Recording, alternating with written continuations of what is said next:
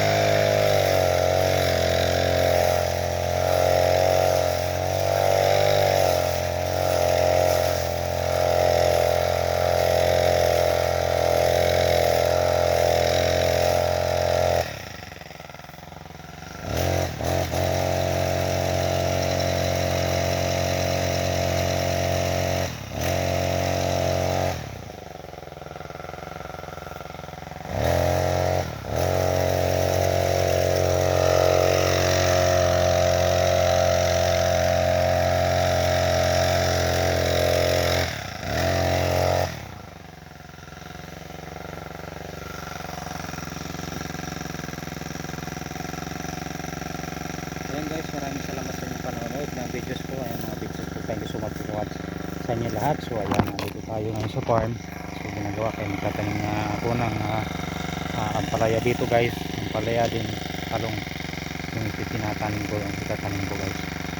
Yung aking Jixter ko medyo mahina guys, kasi nga need ko pa itong i-tune up. Hindi ko ito na-tune up kasi ng maayos. So ayan, i-tune up ko pa to. Medyo mahina yung hatak niya guys, yung kanyang engine impact mahina. So pero okay lang. So ayan, maraming salamat sa inyo panonood guys.